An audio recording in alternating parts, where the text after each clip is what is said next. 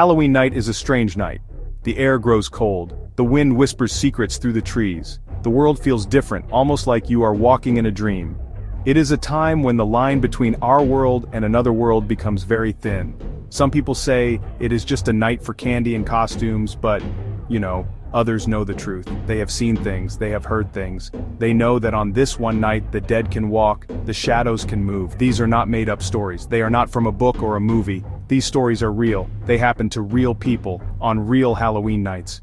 Are you ready to hear what happens when it does? Our story begins on a lonely stretch of road in rural Ohio, where a single house stood isolated against the dark farmlands. The year was 1978.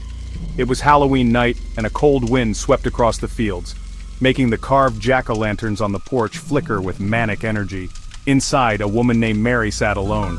She was waiting for her husband Tom, whose late shift at the factory always seemed to stretch longer on nights like this. Upstairs, her two young children were sound asleep, unaware of the growing unease settling over their mother as she glanced at the clock. Mary was tired. She had spent the day preparing for trick-or-treaters, but not a single one had come.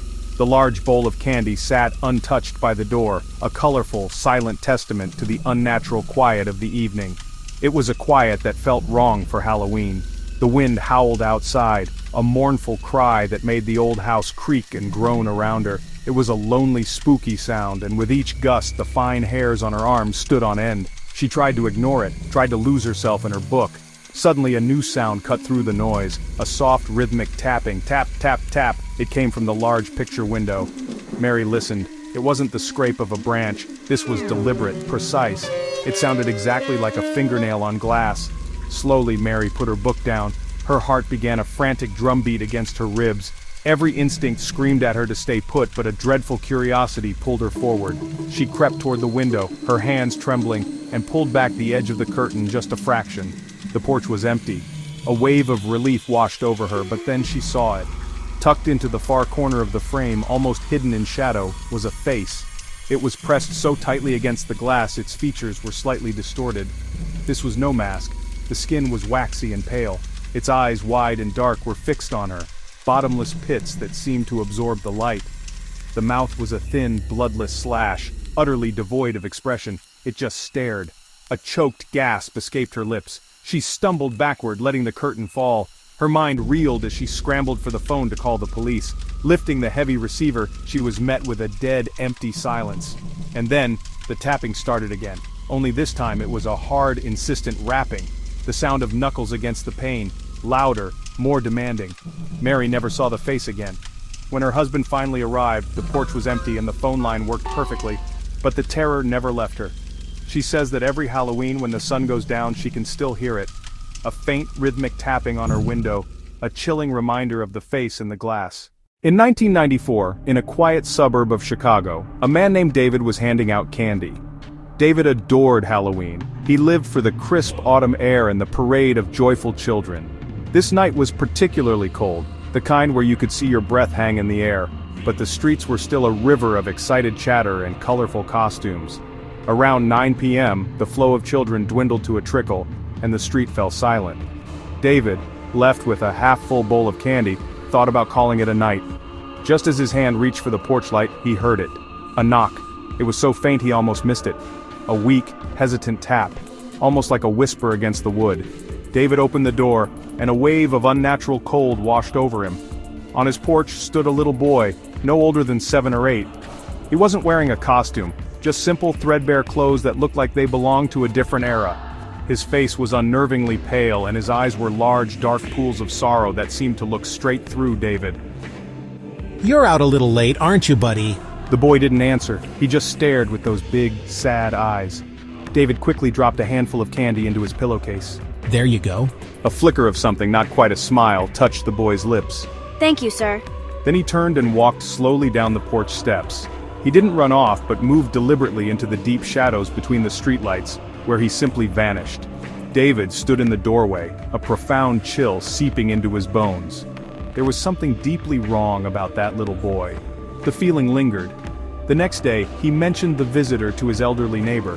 As he described the boy, her face went white. She told him a story from decades ago, about a family who had lived in David's very house. Their young son passed away in his bedroom right before Halloween, his greatest sorrow being that he would miss trick-or-treating. Later she brought over an old photo album, and there he was. The same boy, wearing the same simple clothes. David realized he was the last person to get a knock on his door that night, and he was the only one. 4 college students decided to do something different for Halloween in 2002. They followed a hidden trail marked by small carved pumpkins. After nearly an hour they heard music and saw lights flickering through the trees. The party was real. Dozens dancing around a huge bonfire, no costumes, just old-fashioned clothing. The dancing was silent, no one talking or laughing. Their expressions were blank and empty. Dread washed over them. Without a word they backed away, then ran until campus lights felt safe again. The next day, no one knew what they were talking about. The landowner swore no one had been there for years. Way back in the 1960s, 2 brothers, Jack and Sam, planned a Halloween prank on old Farmer McGregor. They gathered old clothes, a straw hat, a burlap sack. With a marker they drew a creepy, smiling face. Under a full moon they carried it into tall, whispering corn and tied it to a post in a small clearing. As they turned to leave, Jack froze. Across the clearing stood another scarecrow, old, tattered, faceless. The scarecrow's head slowly turned. It looked right at them. It wasn't supposed to move. It was just straw and old clothes. They screamed and ran. They never told anyone. In spring, the field was plowed. Nothing was found. But they never went near it again, especially not on Halloween. Some things in the night are not meant for us, and sometimes they return to the same places, the same nights, waiting. What is it about Halloween that makes these things happen? It's a night steeped in ancient tradition, when the boundary between worlds was believed to dissolve. Maybe the crisp autumn air carries more than just the scent of fallen leaves. Perhaps it carries whispers from those who never truly left. It's a primal instinct. In each of these stories they felt something long before they saw anything, a sudden, inexplicable feeling of being watched. It's the body's ancient alarm system, screaming a warning that the mind isn't yet ready to accept. Think about the pale face at the window. It wasn't a reflection or a mask. It was something that didn't belong in our world, a violation of the safety we take for granted. Its empty eyes held only a chilling, vacant curiosity. The boy who knocked was a sad echo of a past sorrow, made solid for a moment by the strange energy of the night. A tragedy replaying itself, forever searching for a home he can never return to. The Party in the Woods was a silent film projected onto the trees, a ghostly recording looping endlessly in time. Were they spirits trapped in a moment of joy, or a lure for the unwary who wander too far from the path? And a scarecrow that turned to look, a thing of straw and old clothes, animated by an unseen force. It was a moment where the laws of nature were suspended, a signal that something from beyond the veil was not only aware but watching. Halloween is when the veil is thinnest, the invisible wall between the world we know and the world we don't. There are cracks, thin places. On this night they open. The pumpkins are carved, the candy is eaten, the costumes are put away. Halloween night ends. The world goes back to normal, but for those who have seen, normal is a luxury they may never have again. The memories linger, don't they? The pale face in a window, the sad boy on a doorstep, the party where no one speaks, the scarecrow that turns its head. These are real accounts from real people, a glimpse we were not meant to see. So what will you do next Halloween? When you hear a strange noise at your window, will you dismiss it as the wind? When you see a figure at the edge of the woods, will you call it a trick of the light? Will you remember Mary, David, the 4 students and the 2 brothers? They watch us from the darkness. They wait in quiet places. They stand on the other side of the door, their hand raised, listening. So, be careful next time you hear a soft tapping on your window, or a quiet knock on your door late on Halloween night. Remember these stories. You never know who or what might be waiting outside, hoping you'll let them in.